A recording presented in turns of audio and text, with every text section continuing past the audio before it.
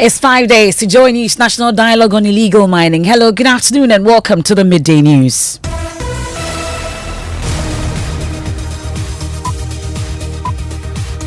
The news is live on Joy 99.7 FM here in Accra and Kumasi. We are on Love 99.5 FM. Affiliates across Ghana's 16 regions. We are on Lonlonyo FM in Hohoi, Swiss FM in Ho, KTU Radio in Kofoidi and Radio Max in Takrady. We are live on X Spaces. We are on Facebook. We are on myjoyonline.com. The Midday News is sponsored by Petrol Sol, your clean fuel in full quantity.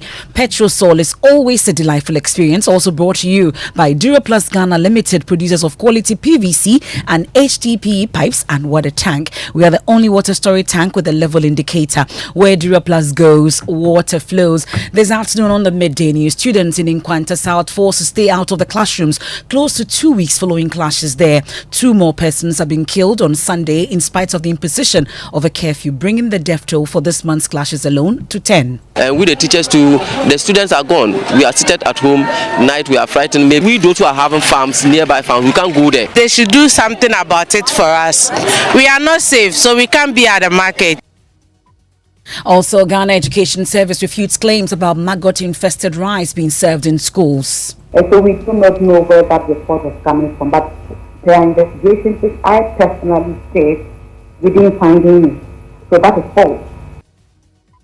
Also in this package, check your house, not mine. President Akufo-Addo to the Speaker of Parliament over his purported refusal to assent to the criminal amendment bill which seeks to criminalize witchcraft accusations in Ghana. Parliament as an institution must be taken seriously by everybody in this country. Ordinarily, it should have been sent to the President for his assent. I must state emphatically that those bills have not been sent to the President. The Speaker knows about it. And I'm surprised that he came and made this address. But why has it taken 4 months for the bill to travel the 4-kilometer stretch from Parliament to the Jubilee House? We'll tell you why as the Coalition Against Witchcraft asks questions. Whose responsibility it is to make sure that the bill got to the President? And also whose responsibility was it to make sure that they made follow-up?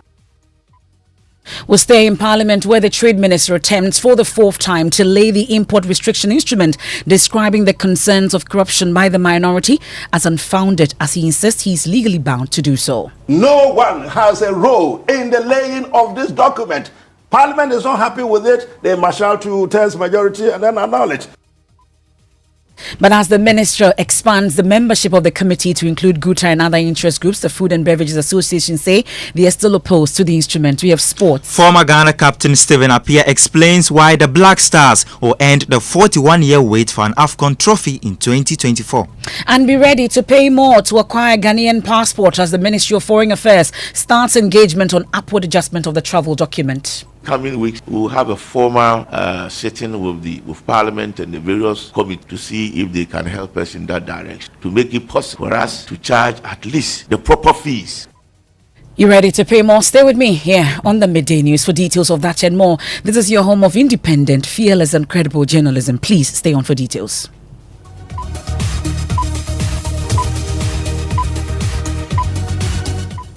Many thanks for your company. I am Emefa Apawu. Now, this afternoon, students in Nkwanta South Municipality have been forced to stay out of the classrooms close to 2 weeks now following ethnic clashes between the Adele Chala and Achiode groupings. 2 more persons have been killed on Sunday in spite of the imposition of a curfew, bringing the death toll for this month's clashes to 10. Despite the presence of security, the central market in the municipality is deserted due to fears of reprisals. OT regional correspondent Peter Seno provides more details in this report. It is day 8 of the clashes here in the Nkwanta South municipality and almost a week of the imposition of curfew.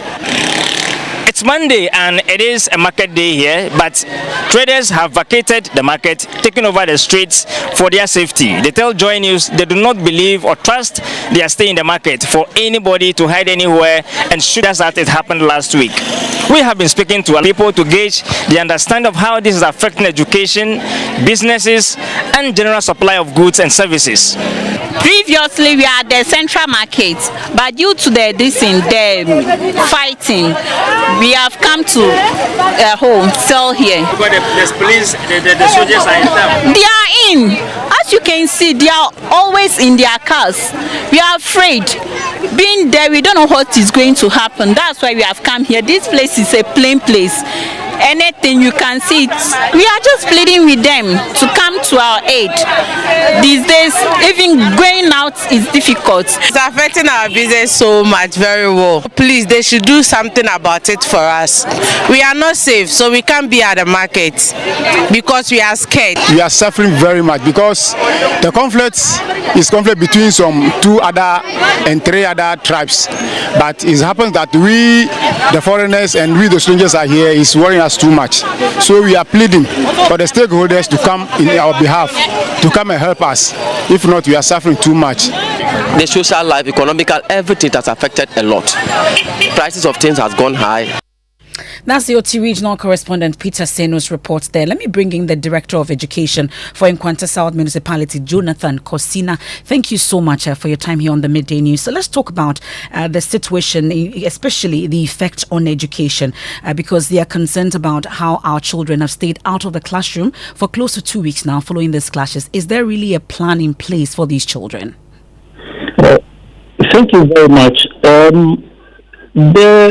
We have 110 schools. So as we speak now, it's only about 30 schools which is in the hot zone area.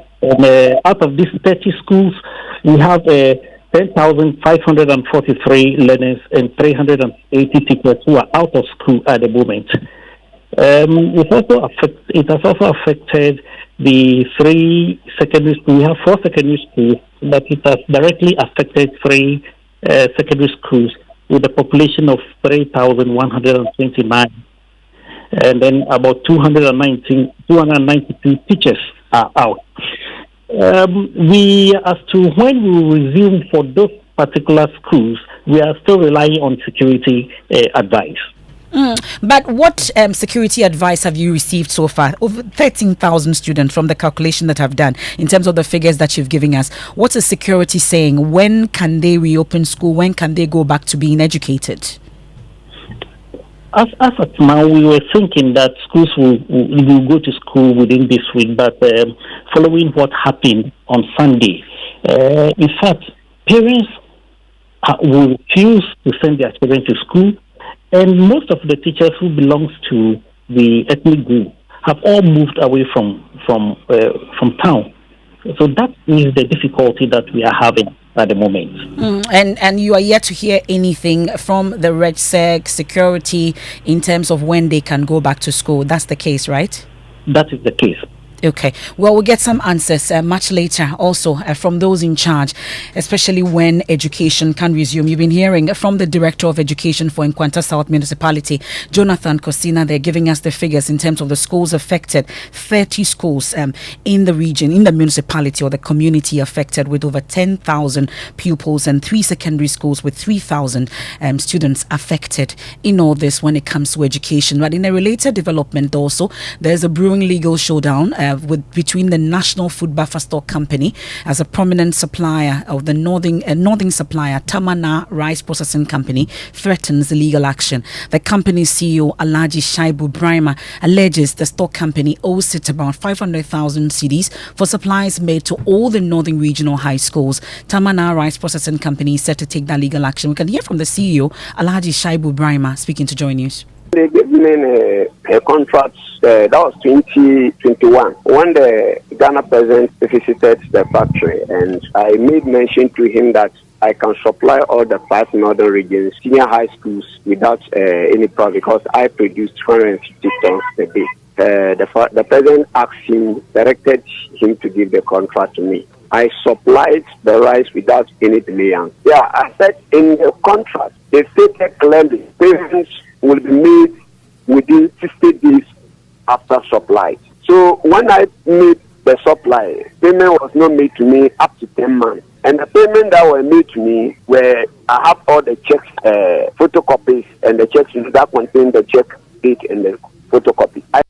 Well, we're yet to hear from the National Food Buffer Stock Company on this particular development, but in a related development also, the Ghana Education Service has refuted allegations of feeding maggot infested rice to schools in the country. Director of Public Relations Cassandra Chumampo clarified that the information given by the minority spokesperson on education, Peter Nochukotoi, was inaccurate. Before we hear from her, this is what Peter Nochukotoi said in Parliament. Mr. Speaker, if you also look at it carefully, you will realize that even the type of food they are fed with in the school is questionable. Very, very terrible, Mr. Speaker. 2 years ago, I raised an issue of a canned fish that was provided in the senior high schools. When it was about to expire, then they rebranded the container and made it look as if it was newly imported. Mr. Speaker, as we speak now, there is some rice in the system which has been supplied to senior high schools. They call it laments from India. This rice, Mr. Speaker, is maggot infested. When it was imported in 2021, the suppliers or the importers did not pay for bringing the duty on the rice. But speaking on News Desk a while ago, PR of the Ghana Education Service, Cassandra Chumampo, categorically denies that information. I was particularly tasked to call all the regional directors of education to engage their heads and to report. And let me tell you that none of the regional directors gave us the information that they have received, or any of their schools within their regions have received a bag, even a single bag of maggot infested rice. And so we do not know where that report is coming from, but there are investigations which I personally said we didn't find any. So that is false. That's Cassandra Chumampo. Well, she's been signing a press statement earlier also on the computerized placements and selection system for those of you whose children have just passed out from the BCE and are waiting to go to senior high schools. I'm sure you've been waiting for this news. Well, there's news for you. Mami Sinyamiche Thompson joins us in the studio. What are we learning? So, Emefa, according to the statement, 477,772 of the candidates have been automatically placed in one of their choices. And this is, according to the GS, is a significant improvement compared to last year's, with over 100,000 more students placed. However, 108,025 students, which is making about 18.44% of the qualified candidates, could not be matched with any of their choices. So these the candidates in this category don't have schools. They'll have to do what they call the self-placement to select from available schools to access the placement platform. And the candidates are supposed to follow the steps, these steps that has been given by the Ghana Education Service. They are supposed to obtain a placement PIN code from an approved vendor. Log on to their website www.csSPS.gov.gh and enter those digital figures that they've given them and follow the prompt. Well, and you can also the short code *800 *055 hash to check whether your steward has been placed in the computer system. Now, the journey from Parliament House to the seat of the presidency, that's the Jubilee House, is less than 4 kilometers, and an average vehicle speed will take you less than 5 minutes without traffic to reach the presidency. But it's taken Parliament 4 months to forward the amended criminal offences bill to the president for his assent. The bill, passed in August this year, prohibits the practice of accusing others of witchcraft and criminalizes the declaration, accusation, naming or labeling of another person as a witch. The goal of the bill is to address the persecution of people accused of witchcraft. But yesterday, the Speaker and the minority leadership took on the President for refusing to assent the bill, accusing him of violating the Constitution. It's a serious matter. Parliament as an institution must be taken seriously by everybody in this country. It's for good reason that the framers of the Constitution mandated Parliament to pass laws. And Article 106 is very clear. It says the power of Parliament to make laws shall be exercised by bills passed by Parliament and assented to by the President. Well, the majority leader, Osechi Mensah-Bonsu, has been defending the president, insisting the bill is still in Parliament. And ordinarily, it should have been sent to the the president for his assent. I must state emphatically that those bills have not been sent to the president for his assent. The speaker knows about it. And I'm surprised that he came and made this address, made it appear as if the president was trampling upon the constitution. Nothing can be further from the truth. That's the majority leader, Osei Chairman Sabunso there. Well, the president has been responding to this particular subject. Presidential Affairs correspondent Elton Brobe joins me in studio with more. First, tell us when the speaker received, or the president received the bill. So, if according to a statement from the presidency, the statement comes with a correspondence they got from Parliament yesterday. This is dated the 27th of November 2023. And this is parliamentary service. This is on the letterhead of the clerk to Parliament, and it's addressed to the Executive Secretary to the President, Office of the President, Jubilee House, Kanda, Accra. Bills for presidential assent. Please find attached enclose 8 copies each of the following bills which were passed by Parliament and duly authenticated by me for assent by His Excellency the President. The bills are the Criminal Offences Amendment Bill 2023, Wildlife Resources Management Bill, and as well as the National Petroleum Authority Amendment Bill. I shall be grateful if we invite the President to signify his assent to the bills in accordance with Article 1067 of the 1992 Constitution. This time by the Deputy Clerk, Mr. Jetro. And the date again for this? The date on this correspondence is dated the 27th of November 2023. That's yesterday. And today is 28th. And that discussion was happening yesterday in Parliament, 27th. So the president has a response to Parliament. And this is signed by the Director of Communication, Eugenia. He said the Office of the President has noted recent media reports suggesting that the president has declined to assent to the Criminal Offences Amendment Bill, a legislative measure aimed at amending the Criminal Offences Act. Indeed, the Speaker of Parliament, Aban Babem, is reported on Monday, 27th November, to have rebuked Akufo-Addo over silence on the Criminal Offences Amendment Bill. It is important to state at the onset that the amendment is specifically designed to outlaw the roles of witch doctors or witch finders, in addition to prohibiting the act of declaring, accusing, or naming or labeling an individual as a witch alongside other related matters. Contrary to the claims made in this report by the Speaker of Parliament and the minority caucus in Parliament, President Akufo-Addo has not remained silent on the bill. And they asked, how could the Speaker of Parliament accuse the President of remaining silent on a bill when it was officially presented to him on Monday, 27 November 2023, and the same day the Speaker made the accusations? The statement goes to say that the bill was officially presented to the President for his assent together with the Wildlife Resources Management and the National Petroleum Authority Bill. It is wholly inaccurate that the bill has been sitting on the decks of the President without receiving the due attention. And the statement ends by saying the President is mindful of the implications of this, and he has 7 days to look through the bill. If he has any concerns before the Parliament on that is done, is within the legally mandated period to advise on the way forward.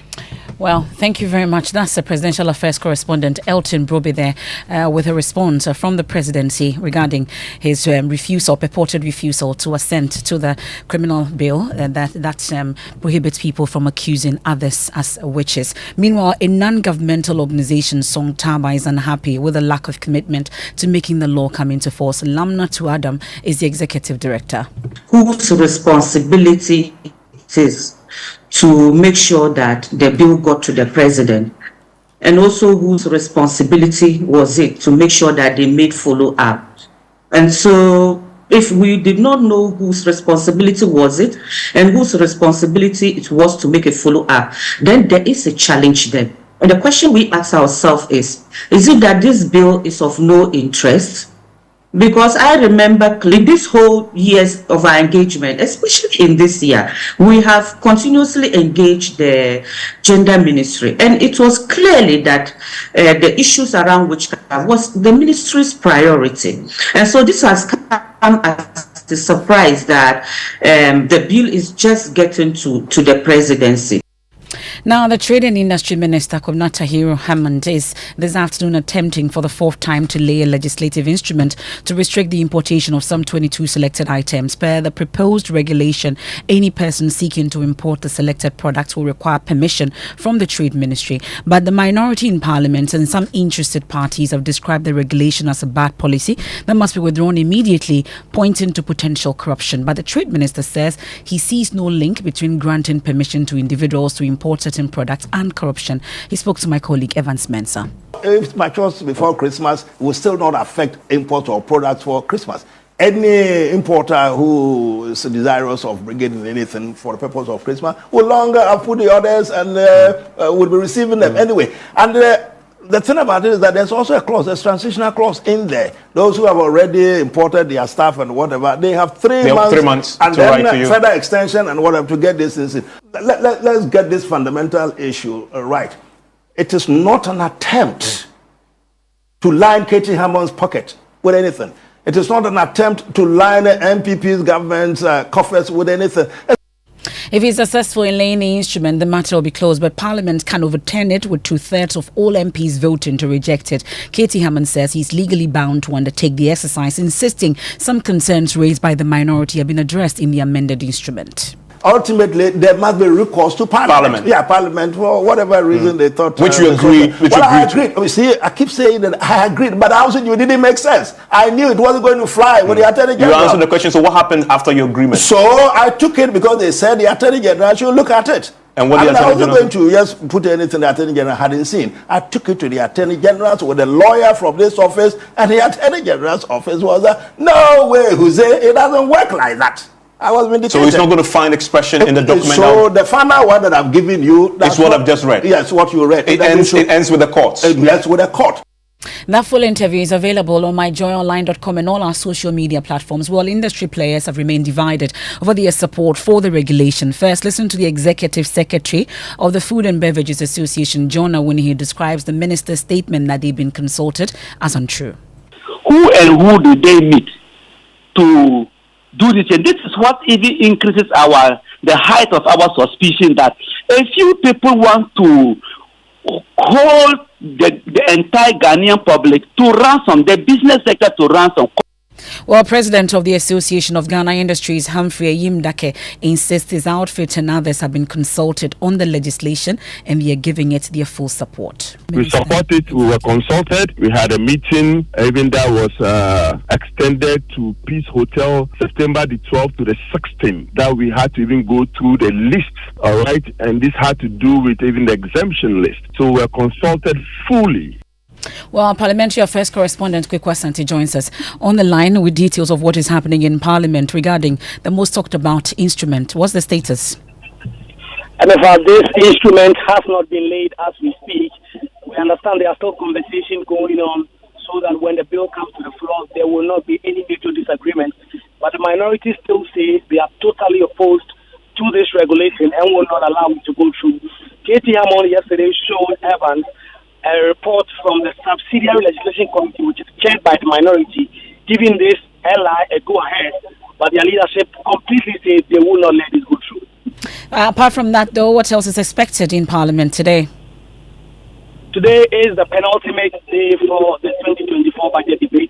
Ordinarily, the debates were expected to conclude the debate on the statement and vote to approve or reject same, but it has been extended by a day. MPs will continue debating the proposals that were outlined in the budget today, and the leadership will conclude tomorrow that it will be a final vote. That's Parliamentary Affairs correspondent Kwekwa Santi taking us on a quick break here on the Midday News, live on Joy 99.7 FM here in Accra, in Kumasi on Love 99.5 FM, proudly brought to you by Petrosol, your clean fuel in full quantity.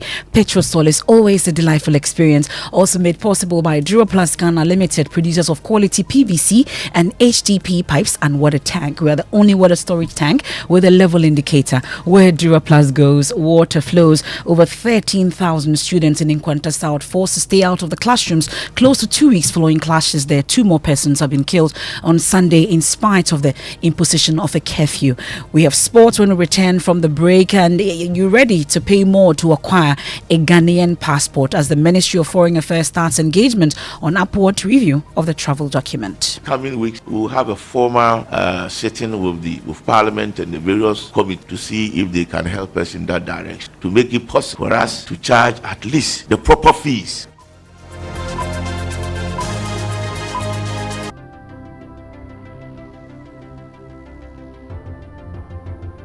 When buying budgets are tight and money difficult to come by. You want to be sure you get the best value for your money. These are not times to be spending money fixing expensive engine problems because of cheap fuel and lubricants. Drive to a petrol source station today and buy your quality fuel and lubricants, and rest assured of fuel that lasts long and lubricants that prevent expensive engine problems. Hear the sound. Petrosol, clean fuel in full quantity.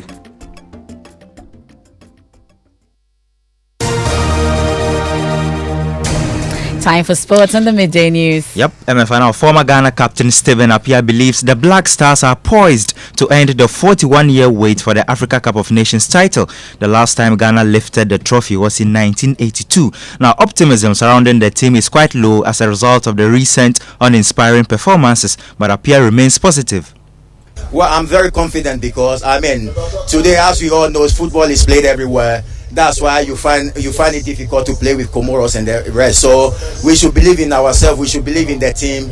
They should go and represent Ghana. And I know that they would, as I said, they will do well. This is a trophy that I competed and fought for, but I didn't have the chance to lift it. And today, seeing it here, I'm so happy. And we are not playing anymore, so we are here to be fans and help our junior brothers who are representing the country to go to the tournament to do well. That's former Black Stars captain Stephen Appiah. You have a passport? Yes, please. Okay, well, you don't have to pay more just yet. But the Ministry of Foreign Affairs and Regional Integration is making a case for an upward adjustment of the price for passport applications. The ministry argues that the cost of the travel document has been heavily subsidized, the government, hence the inability of the passport office to invest in other areas of service delivery. We can hear from the Deputy Foreign Affairs Minister, Amprechum Sapong, saying that the engagement will soon begin with Parliament to push for price adjustment.